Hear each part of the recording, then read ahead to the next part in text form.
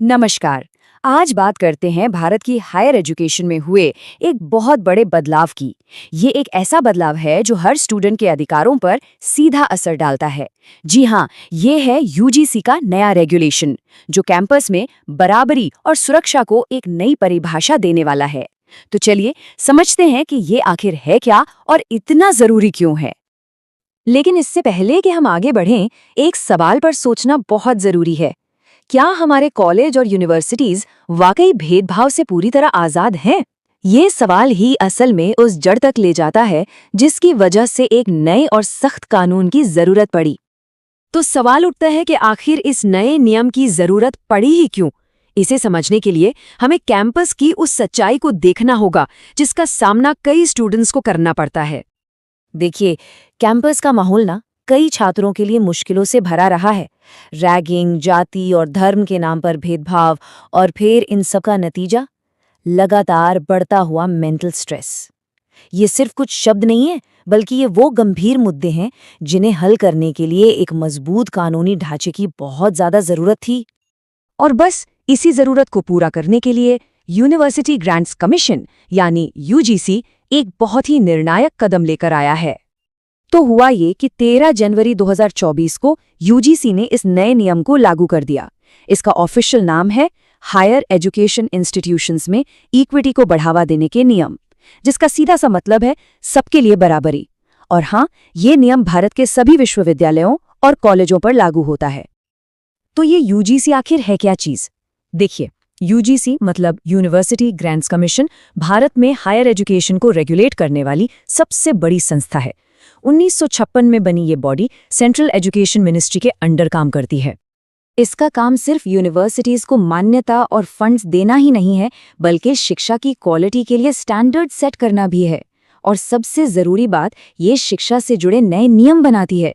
इसीलिए जब यूजीसी कोई नियम लाती है तो उसका असर देश के हर स्टूडेंट पर पड़ता है। तो चलिए अब जरा गहराई में जाते हैं और देखते हैं कि इन नए नियमों में ऐसा क्या है जो इतना बड़ा बदलाव लाने का दम रखता है। इस कानून के ना 4 मेन टारगेट हैं। पहला, जाति के आधार पर होने वाले भेदभाव को जड़ से खत्म करना। दूसरा, किसी भी तरह के मानसिक उत्पीड़न को रोकना। तीसरा, ये पक्का करना कि सभी को आगे बढ़ने के बराबर मौके मिले। और चौथा, कुल मिलाकर कैंपस में एक सुरक्षित और सम्मानजनक माहौल तैयार करना। इन टारगेट्स को पूरा करने के लिए 4 बहुत बड़े बदलाव किए गए हैं। नंबर 1, किसी भी तरह के भेदभाव पर पूरी तरह से सख्त पाबंदी। नंबर 2, हर कॉलेज और यूनिवर्सिटी में एक एंटी डिस्क्रिमिनेशन सेल बनाना अब कंपल्सरी है। नंबर 3, नियम तोड़ने वालों के लिए सख्त सजा का इंतजाम है। और चौथा, स्टूडेंट्स के लिए मेंटल हेल्थ सपोर्ट को जरूरी बना दिया गया है। और इसमें एक ऐतिहासिक बात भी है। ऐसा इतिहास में पहली बार हो रहा है कि ओबीसी छात्रों को भेदभाव के खिलाफ एक स्पष्ट कानूनी सुरक्षा दी गई है। ये वाकई एक बहुत बड़ा कदम है जो एससी और एसटी छात्रों के साथ साथ अब ओबीसी समुदाय के अधिकारों को भी और मजबूत करता है। और अगर कोई इन नियमों को नहीं मानता तो क्या? सजा भी बिल्कुल तय है।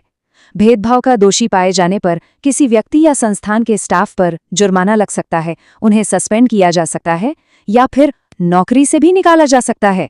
मतलब जवाबदेही तय कर दी गई है। तो इन सब नियमों का छात्रों के लिए असल में क्या मतलब है? उन्हें इससे क्या फायदे मिलेंगे? चलिए अब इस पर बात करते हैं। इसका सीधा मतलब है एक ज्यादा सुरक्षित कैंपस, छात्रों को कामयाब होने के लिए बराबर के मौके। अगर उनके साथ कुछ गलत होता है तो न्याय पाने का एक साफ रास्ता। और इन सबसे मानसिक तनाव में कमी आएगी, यानी पढ़ाई के लिए एक कहीं ज्यादा बेहतर माहौल बनेगा। तो आखिर में हम ये कह सकते हैं कि ये रेगुलेशन सिर्फ कुछ नियमों का एक सेट नहीं है, बल्कि ये भारत की हायर एजुकेशन में बराबरी की दिशा में उठाया गया एक बहुत बड़ा कदम है।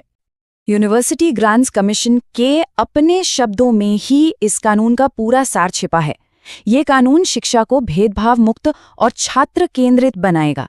ये लाइन इस पूरे प्रयास के पीछे की सोच को बिल्कुल साफ कर देती है। कानून तो बन गया है और काफी मजबूत भी लग रहा है, लेकिन अब असली सवाल ये है कि इसे जमीनी स्तर पर असलियत में लागू करने में सबसे बड़ी चुनौती क्या होगी। इस पर विचार करना बहुत जरूरी है।